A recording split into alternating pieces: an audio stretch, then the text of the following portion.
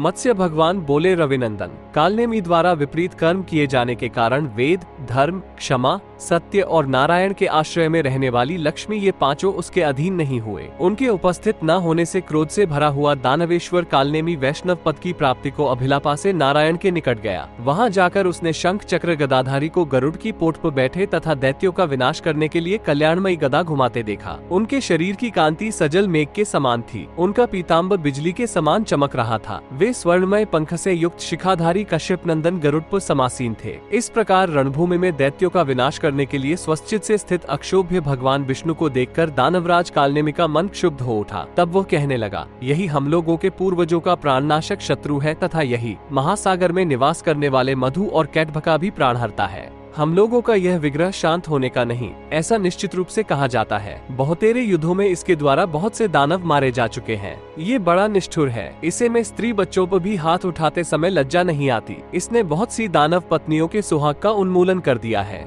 यही देवताओं में विष्णु, स्वर्गवासियों में वैकुंठ, नागों में अनंत और जल में शयन करने वाला आदि स्वयंभू है। यही देवताओं का स्वामी और व्यथित हृदय वाले हम लोगों का शत्रु है। इसी के क्रोध में पड़कर हिरण्यकशिपु मारे गए हैं। इसी प्रकार इसी का आश्रय ग्रहण कर यज्ञ के प्रारंभ में स्थित देवगण महर्षियों द्वारा 3 प्रकार की आहुति रूप में दिए गए आज्य का उपभोग करते हैं। यही सभी देवों ही अमुकी मृत्यु का कारण है। युद्ध भूमि में हमारे सभी कुल इसी के चक्र में प्रविष्ट हो गए हैं। ये युद्धों में देवताओं के हित के लिए प्राणों को बाजी लगा देता है और शत्रुओं पर सूर्य के समान तेजस्वी चक्र का प्रयोग करता है। ये दैत्यों के काल रूप से यहाँ स्थित है, किंतु अब ये केशव अपने बीते हुए काल का फल भोगेगा। सौभाग्यवश यह विष्णु इस समय मेरे ही समक्ष आ गया है। यह आज मेरी भुजाओं से पिसकर मुझसे ही प्रेम करेगा। सौभाग्य की बात है कि आज मैं रणभूमि में दानवों को भयभीत करने वाले इस नारायण का वध कर पूर्वजों के प्रायश्चित को पूर्ण कर दूंगा। तत्पश्चात रण में शीघ्र ही देवताओं का संहार कर डालूंगा।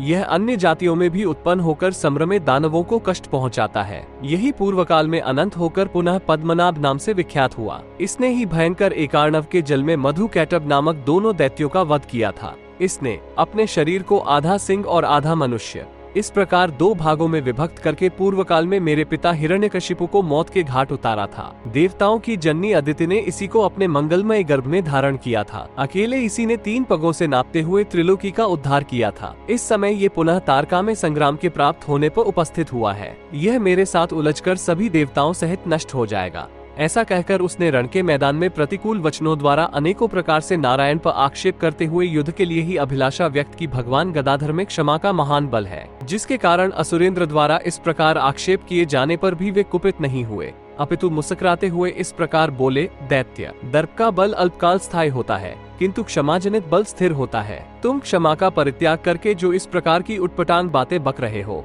इससे प्रतीत होता है कि तुम अपने दर्पजन्य दोषों से नष्ट हो चुके हो। मेरी समझ से तो तुम बड़े अधीर दिख रहे हो। तुम्हारे इस वाग्बल को धिक्कार है, क्योंकि ऐसी गर्जना तो जहाँ पुरुष नहीं होते वहाँ स्विप भी करती है। दैत्य, मैं तुम्हें भी पूर्वजों के मार्ग का अनुगामी ही देख रहा हूँ। भला ब्रह्म द्वारा स्थापित की गई मर्यादाओं को तोड़कर कौन कुशल पूर्वक जीवित रह सकता है। अतः देवताओं के कार्यों में बाधा पहुंचाने वाले तुम्हें मैं आज ही नष्ट कर डालूंगा और देवताओं को पुनः अपने अपने स्थानों पर स्थापित कर दूंगा। रणभूमि में श्रीवत्सधारी भगवान के इस प्रकार कहने पर दानवराज कालनेमी ठहाका मारकर हंस पड़ा और फिर उसने क्रोधवश हाथों में हथियार धारण कर लिया। क्रोध के कारण उसके नेत्र दुगुने लाल हो गए थे। उसने रणभूमि में सभी प्रकार के अत्रों को धारण करने वाली अपनी सैकड़ों भुजाओं को उठाकर भगवान विष्णु के वक्षस्थल पर प्रहार किया। इसी प्रकार मय, तारक आदि अन्यान्य दानव भी खंग आदि आयुध लेकर युद्धस्थल में भगवान विष्णु पर टूट पड़े। यद्यपि सभी प्रकार के अस्त्रों से युक्त अत्यंत बली दैत्य उन पर प्रहार कर रहे थे, तथापि वे विचलित नहीं हुए, अपितु युद्ध भूमि में पर्वत की तरह अटल बने रहे। तब महान असुर कालनेमी गरुड़ के साथ उलझ गया। उसने अपनी विशाल गदा को हाथों में धारण कर ली और क्रोध में भरकर पूरी शक्ति के साथ उस चमकती हुई भयंकर गदा को गरुड़ के ऊपर छोड़ दिया। इस प्रकार उसके द्वारा फेंकी गई वो गदा जब गरुड़ के मस्तक पर जा गिरी, तब दैत्य के उस कर्म से भगवान विष्णु आश्चर्यचकित हो उठे। फिर गरुड़ को पीड़ित तथा अपने शरीर को क्षत विक्षत देखकर उनके नेत्र क्रोध से लाल हो गए। तब उन्होंने चक्र हाथ में उठाया। फिर तो वे सर्वव्यापी विष्णु गरुड़ के साथ वेग पूर्वक आगे बढ़े।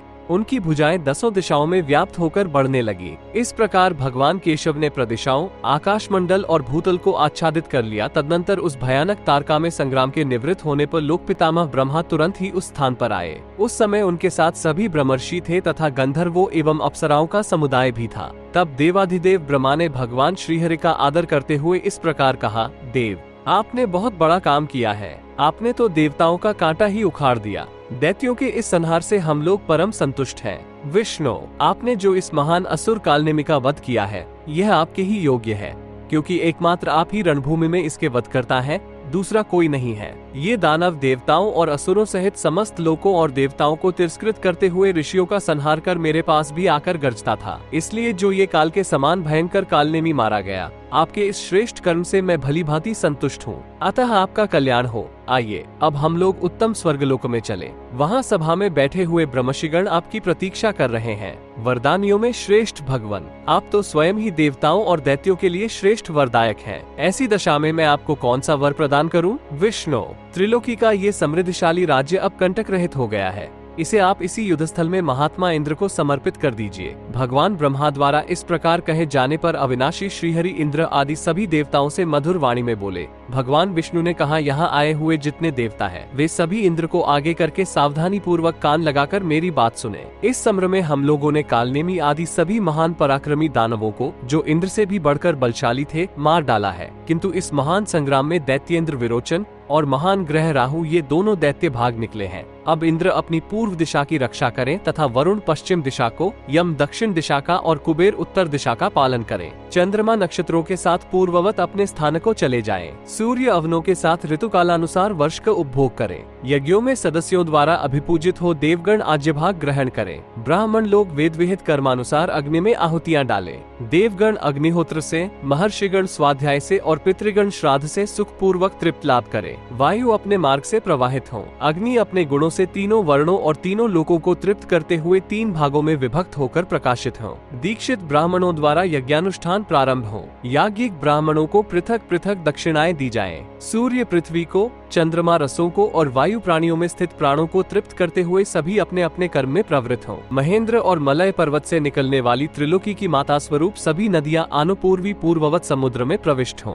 देवगण, आप लोग दैत्यों से प्राप्त होने वाले भय को छोड़ दें और शांति धारण करें। आप लोगों का कल्याण हो। अब मैं सनातन ब्रह्मलोक को जा रहा हूँ। आप लोगों को अपने घर में अथवा स्वर्गलोक में अथवा विशेषकर संग्राम में दैत्यों का विश्वास नहीं करना चाहिए, क्योंकि दानव सदा क्षुद्र प्रकृति वाले होते हैं। वे छिद्र पाकर तुरंत प्रहार कर बैठते हैं। उनकी स्थिति कभी निश्चित नहीं रहती। इधर सौम्य एवं कोमल स्वभाव वाले आप लोगों का आर्जव ही धन है। महायशस्वी एवं सत्य पराक्रमी भगवान विष्णु देवगणों से ऐसा कहकर ब्रह्मा के साथ अपने लोक को चले गए। राजन, दानवों और भगवान विष्णु के मध्य घटित हुए तारका में संग्राम में यही आश्चर्य हुआ था, जिसके विषय में तुमने मुझसे प्रश्न किया था।